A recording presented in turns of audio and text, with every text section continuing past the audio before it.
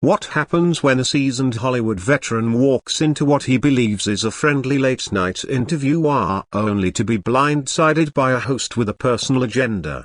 It began like any ordinary Tuesday night. Stephen Colbert adjusted his tie, flashed his signature smirk, and glanced through his cue cards. Nothing seemed out of place. Then came Eric Roberts, walking onto the stage to the sound of familiar applause. Confident, comfortable. Just another promotional appearance, or so he thought. As Roberts took his seat, Colbert welcomed him with the usual late-night enthusiasm. But there was a bite to his words. "You look great for someone who's been through a broken bar. Let's call them interesting times lately," he said. Roberts smiled politely but looked puzzled. "Interesting times, Stephen? I've been working steadily. Got some great projects coming up." "Oh, I'm sure you do," Colbert said, leaning back. "But before we talk about your future, we need to talk about your past. Some allegations that recently came to light." The shift was immediate. The energy in the room darkened. Roberts sat up straighter, his hands gripping the armrests. "Allegations?"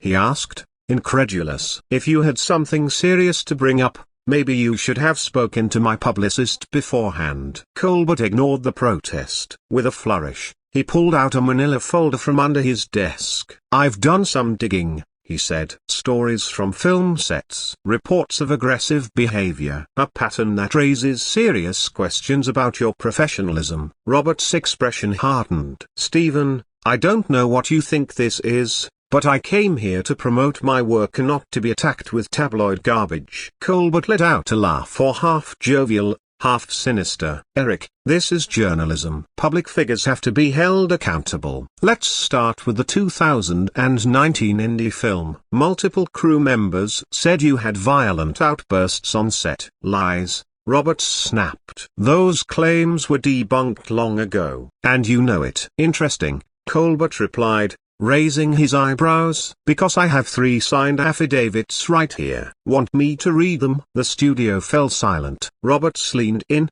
voice low but picked up clearly by the mic. "If you read those, you'll be repeating defamatory statements proven false in court. I'll sue you, this network, and every producer in this room." Colbert didn't flinch. "Threats now? That's very telling. Most innocent people laugh off false accusations." "You seem rattled." "I'm angry because you're using lies to destroy my reputation," Roberts said, his voice rising. "This isn't accountability, it's a hit job." "Who put you up to this?" Colbert tilted his head, pretending to be confused. "Nobody. I'm just asking questions." "Questions?" "You're repeating rumors. You say allegedly like it gives you a pass to say anything." Colbert began listing more claims. Roberts allegedly showing up to set intoxicated, making inappropriate comments to women, threatening a director.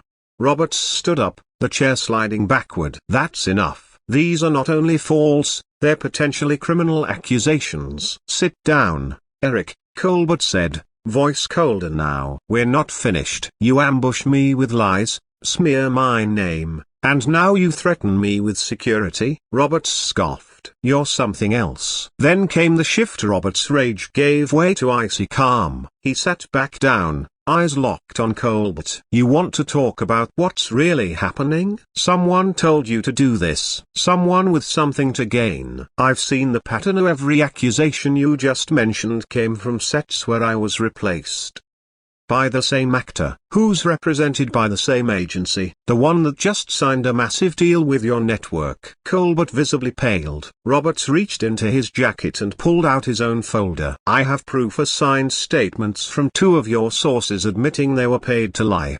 Bank transfers from shell companies linked to that agency, and recordings of your producers planning how to disguise this as journalism." Colbert stared at the folder like it was radioactive. "Those could be fake," he muttered. "Just like your accusations," Roberts replied. "But I'm not airing mine on TV. I'm turning them over to the FBI tomorrow morning." "FBI?" Colbert's voice cracked. "Yes. What you've done tonight isn't just defamation. It's racketeering. A criminal conspiracy to sabotage my career across state lines." The room was frozen. Colbert fumbled for words. "Maybe there was a misunderstanding, a broken bar." "There's no misunderstanding. Roberts said, "You aired false claims with intent to damage my reputation. That's malice. That's a felony." Turning to the audience, Roberts said, "This is why we have laws against defamation. What you saw tonight was a setup, but there are always consequences." Then to Colbert, "Tomorrow, when your lawyers call mine, make sure they know I documented everything, every payment, every phone call, every lie. Your career isn't just over, it's about to be evidence." With that, Roberts turned and walked off stage, leaving Colbert alone at his desk, speechless, shaken, and completely outmaneuvered. The audience sat in stunned silence. No applause, no laughter, just the heavy weight of watching power shift in real time.